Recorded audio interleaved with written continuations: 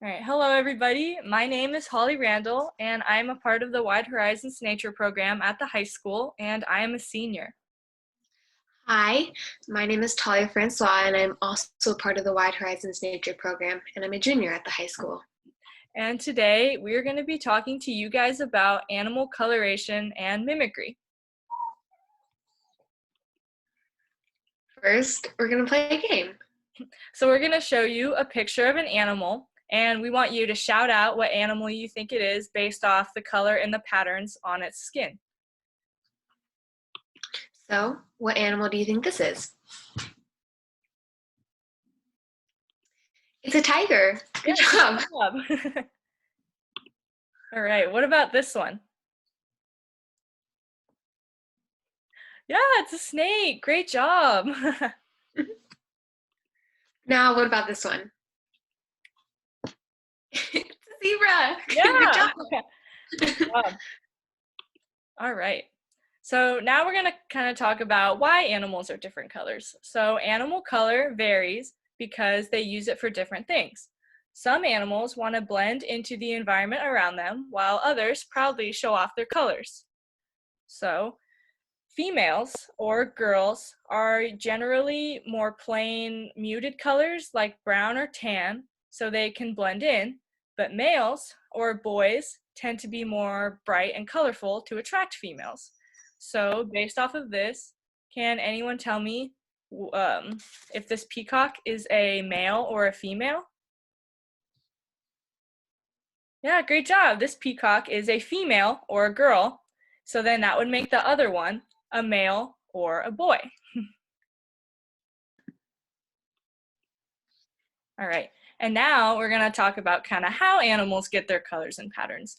So animal color can vary from animal to animal for a few different reasons. And the first one we're going to talk about is the animal's diet. So does anyone know what an animal's diet is? Yeah, very good. It's what they eat. And sometimes what animals eat can affect their color. So for example, when flamingos eat shrimp, their feathers turn pink because of the red pigment in the shrimp. And the red pigment is stored in the flamingo's fat after they eat the shrimp, and their fat helps their feathers grow, so their white feathers turn pink. All right, our next reason is gender. So female animals in nature, they don't really want to be noticed because they care for their babies. So they are often muted colors so that they can blend in. And males want to attract females, so they are bright and pretty colors. So based off that, can anyone tell me if this duck is a male or a female? Yeah, very good. That duck is a male or a boy, which would make the other one a female or a girl.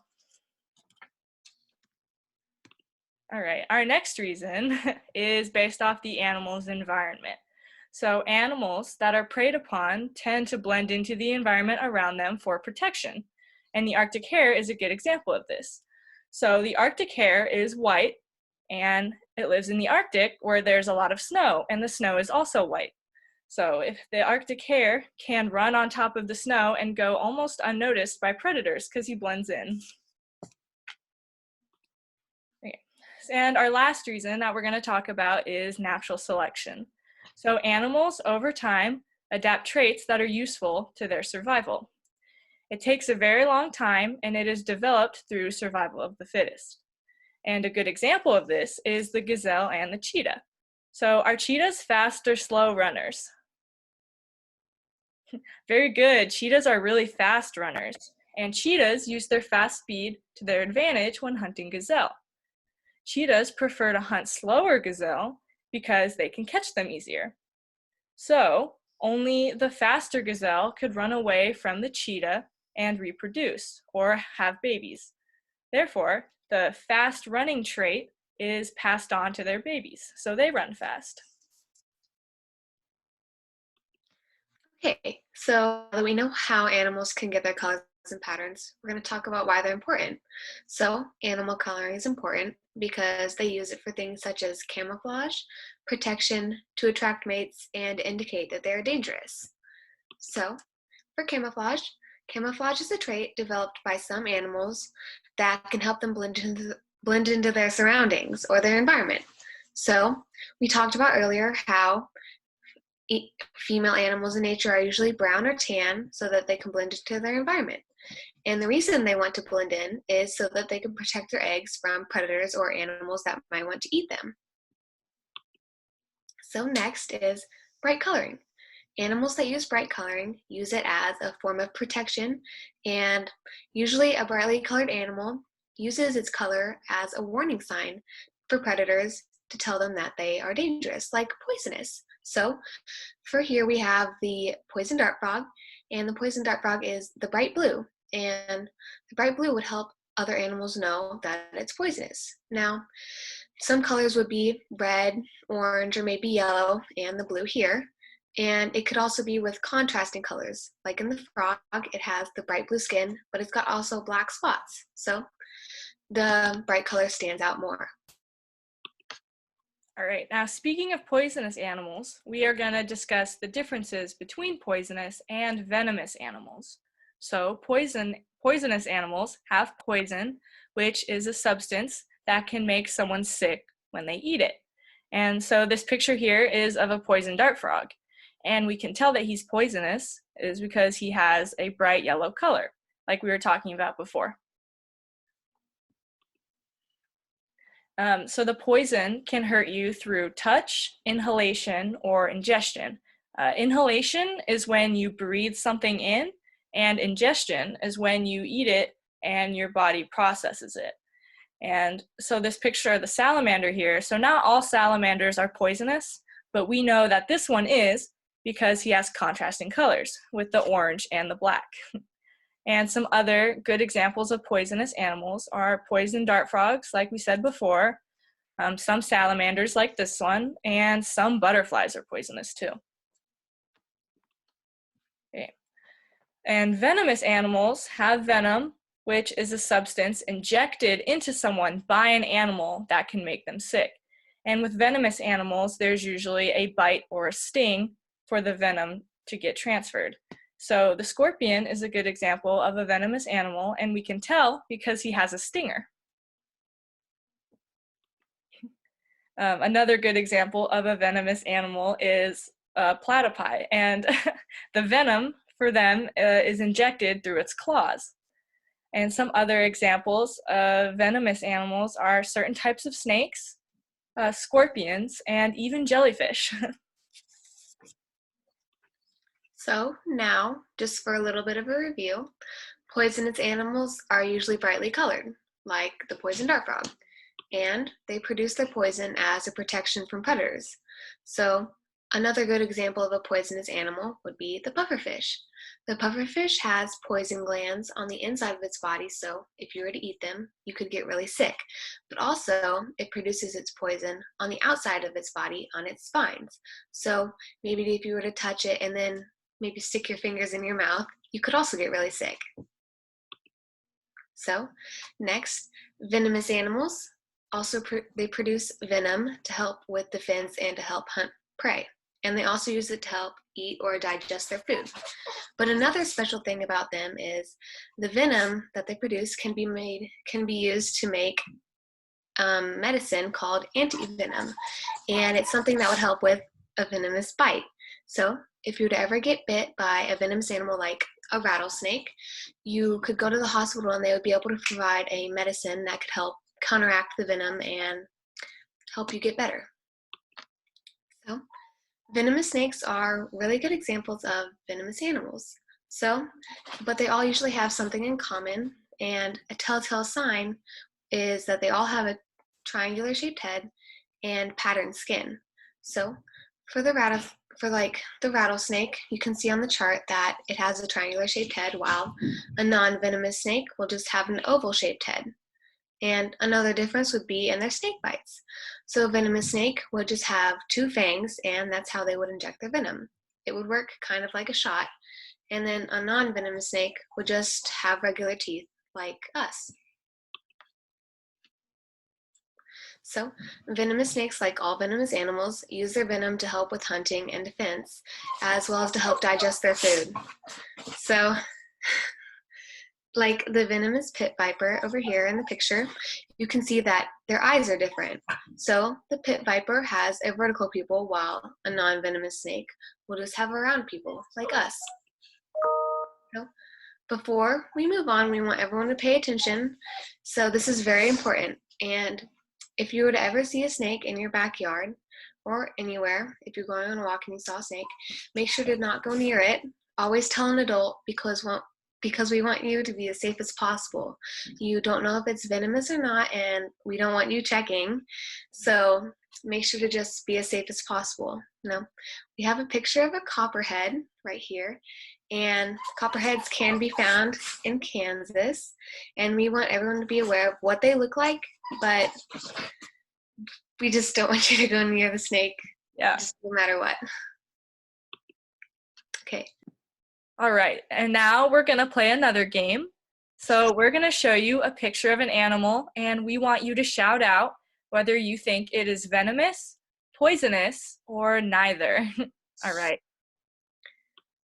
So for our first animal, we have a salamander. So do you think that this salamander is poisonous, venomous, or neither? This salamander is poisonous. Good job.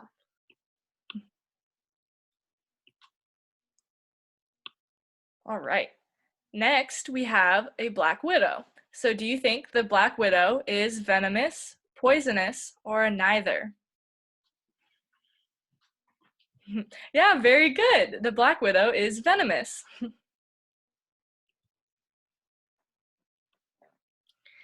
Next, we have a pufferfish. So do you think the pufferfish is poisonous, venomous, or neither?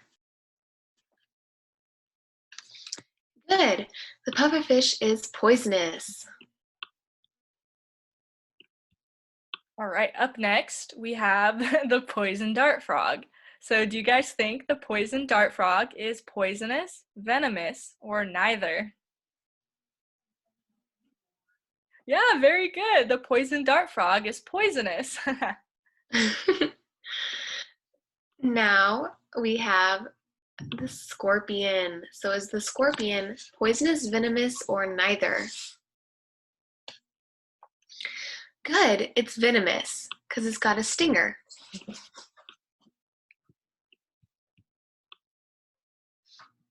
All right, up next, we have a cat. Do you guys think the cat is venomous, poisonous, or neither? Very good. Yeah, the cat doesn't have poison or venom, so he goes in the neither category.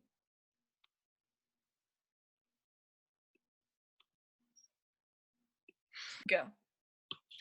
Now we have the viper or a snake.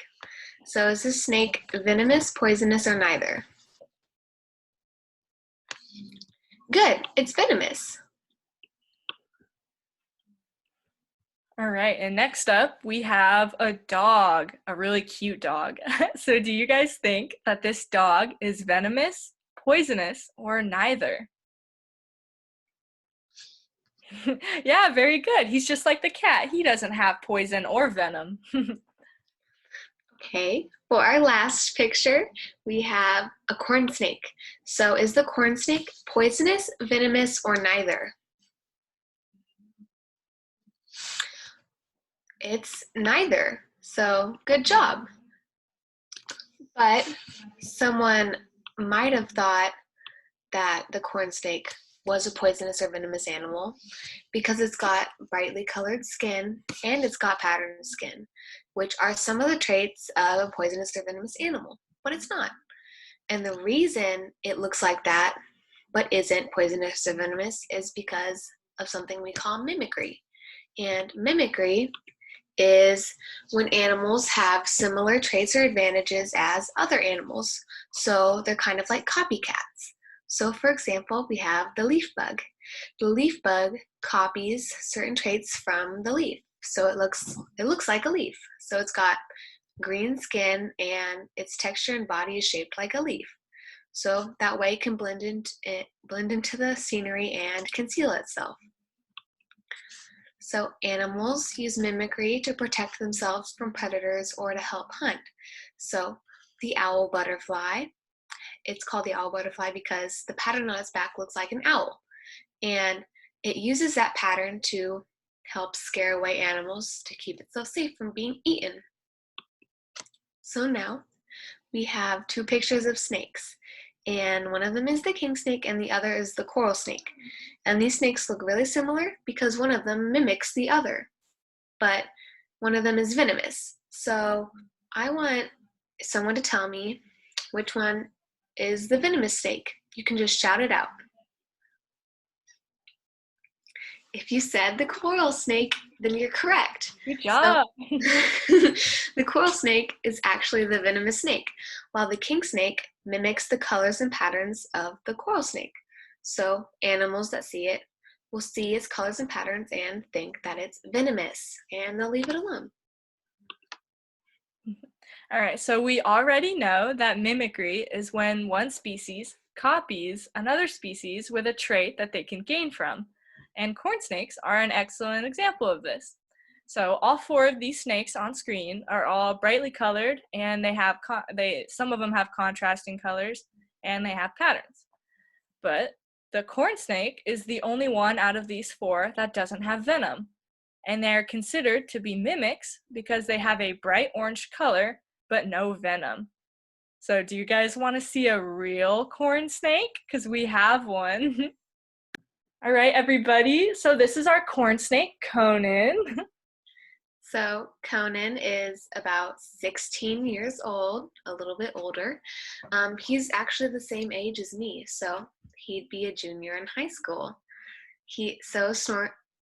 Corn snakes can live about 6 to 8 years in the wild, but in captivity they can live up to 15 to 20. So Conan is definitely a little old. So he really likes long naps, and his favorite foods are mice and the occasional rat. So the reason we only give him rats sometimes is because that they're very fatty. It would be like us eating nothing but potato chips all the time. Very unhealthy. I know, yeah. So he only gets them every once in a while as a little treat. So his favorite music is the Aladdin soundtrack, and he's a very big Disney fan. He loves Disney. Oh, where'd he go? Okay. All right, thank you so much for letting us present to you guys today. I hope everyone has a great day. Can you guys say bye to Conan? Bye, everybody. Have a great Bye. day.